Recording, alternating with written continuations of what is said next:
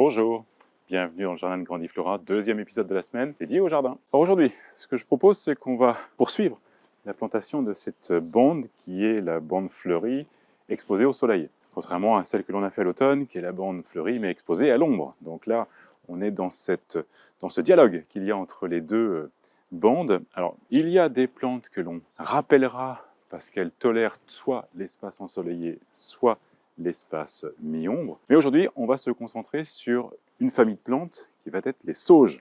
Alors, pourquoi les sauges? Parce que c'est une variété très florifère, vraiment de mai à septembre, octobre, voire même encore un petit peu plus loin. C'est une plante qui va vraiment décorer vos jardins et ça, c'est juste magnifique. Ensuite, c'est une plante qui va très bien parler avec la gora, plante qu'on ne voit pas, qui n'est pas en toute sa splendeur à cette période de l'année, mais qui va vraiment l'être. Et voyez un petit peu ces images de l'été dernier, c'est une plante dominante qui attire l'œil et qui est vraiment très présente. Donc le jeu, ça va être ce dialogue entre les plantes, donc l'agora et les sauges qu'on va planter aujourd'hui. Alors les sauges sont un petit peu plus petites que l'agora, et surtout on ne va pas les planter sitôt l'agora, qui elle prend vraiment un gros volume, et on va les planter avec le jeu de ces ifs, et donc de faire ce rappel de couleurs et cette transition et cette opposition entre des couleurs qui vont être autour du rose, du mauve, du blanc, qui vont être contre cette couleur très verte. Et puis on va également prendre en compte toutes les plantes qu'on a déjà plantées l'année dernière. Voilà, donc ça c'est le travail d'aujourd'hui. Plantation autour des sauges pour amener cette couleur dès le mois de mai et jusqu'à tout l'été. Puis on va continuer au fur et à mesure du printemps à introduire d'autres plantes et avec des thèmes différents. C'est-à-dire que là, on reste tant gora que sauge, on reste sur des petites fleurs. Puis on va introduire d'autres fleurs telles que les myrocales qu'on a ici. On va en rajouter d'autres parce que c'est vraiment aussi une très belle plante d'été. Puis il y a les alstromères qu'on a mis surtout dans ce massif-là. Je crois qu'on en a mis une ou deux ici, donc qui vont se développer, qui vont pousser maintenant. Et voilà, ça va être ça le jeu de discours entre les bandes pour être sûr qu'on ait toujours un espace très fleuri quand c'est vu de nos baies vitrées de notre salon. L'an dernier, j'ai travaillé sur cette bande que vous voyez là, qui en fait, amenant des plantes qui ont du volume, et on le voit déjà ne serait-ce qu'avec la lavande papillon, là, qui va bientôt arriver en fleurs, en fait, c'est une bande qui est trop étriquée. Donc, je n'ai pas non plus envie de réduire trop drastiquement la pelouse, l'espace de la pelouse, mais malgré tout, il faut amener un petit peu plus de place à notre bande ici pour vraiment avoir une diversité de plantes, de fleurs, et faire en sorte que, en fait, on va bien rythmer la saison et on aura plus de couleurs l'hiver prochain parce qu'on va introduire d'autres plantes qui vont amener des couleurs hivernales. Donc voilà, l'idée va être d'allonger notre bande. Alors vous le voyez un petit peu par rapport à mon terreautage, j'ai déjà un petit peu anticipé. Est-ce que je vais prendre toute cette largeur-là? Je ne suis pas sûr. Par contre, vous le voyez, ce que je veux absolument respecter, c'est cette courbe qu'il y a ici. Voilà, je veux vraiment, vous voyez, on a cette longueur-là, et je veux vraiment donner l'impression que, hop, pour passer dans la deuxième partie du jardin, on a ce petit angle, ce petit virage qui est prononcé. Donc vraiment, je veux le garder, ça. On a nos crocus qui sont là, qui sont sur la fin de floraison. Voilà, je veux garder cet esprit-là. Donc, je vais pas... Ma bande, elle arrive là. Je vais sans doute prendre 30 cm, 40 cm de plus pour donner quand même plus de place à nos futures plantations.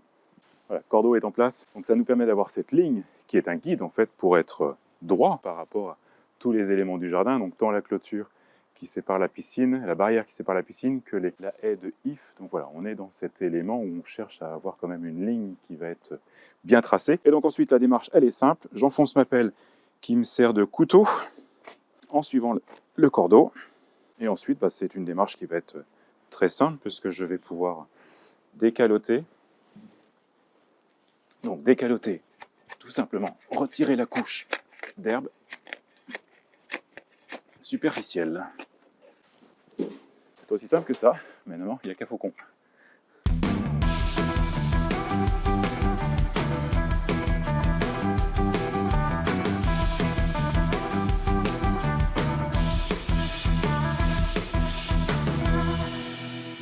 Comme je l'ai dit, l'approche des sauges, ça va être de jouer avec cette petite fleur, on rappelle un petit peu avec la petite fleur des goras, et de jouer également avec les tonalités. Donc on est sur un rose assez vif, assez présent, juste avec le gora à l'entrée du massif. Donc je vais rappeler ce même rose sur deux sauges qui vont malgré tout avoir des teintes légèrement différentes, mais qui vont quand même être un rose assez présent et qui vont attirer l'œil. Donc on va les éloigner de la gora pour éviter qu'il y ait vraiment que du rose assez présent, vif, trop vite sur le massif. Donc on laisse l'agora et je vais distancer et mettre 2 roses assez vifs. Alors il va y avoir la variété Serra Potosi, donc on est dans les microphylla, on est dans les salvias microphylla, donc petites feuilles. Et puis donc la variété Serra Potosi et Macris, qui sont 2 roses presque rouges.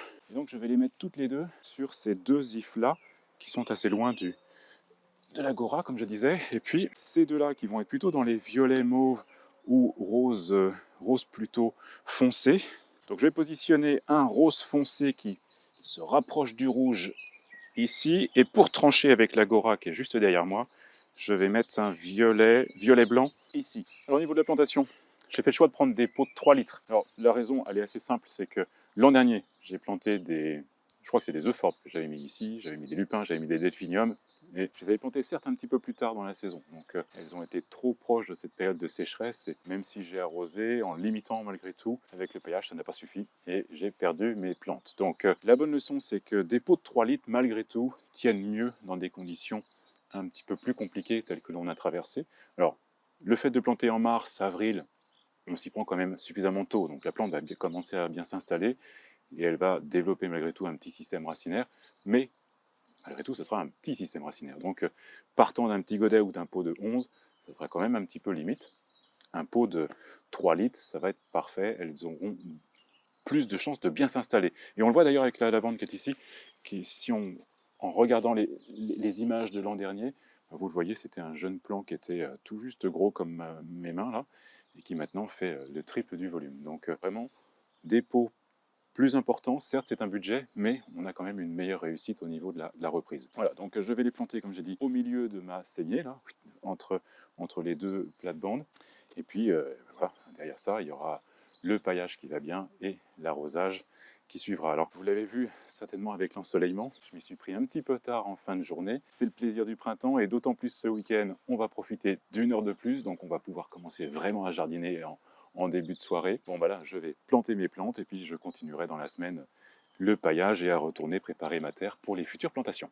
Voilà, et l'arrosage qui va bien pour colmater ensemble le terreau, la terre, la motte. Et c'est parti pour la saison. Et puis il nous reste quand même un peu de travail à retourner toute cette terre que l'on a décalotée au niveau de la pelouse, remettre le paillage pour s'assurer que l'humidité reste bien dans le sol, même si ce n'est pas essentiel à cette période de l'année, puisque les bonnes pluies qui vont arriver encore cette semaine vont bien humidifier tout ça, donc le paillage c'est plus important après, mais malgré tout ça finit un chantier, donc le paillage je l'ajouterai ces jours-ci. Je vous retrouve demain pour les plantes en pot, jardinez bien.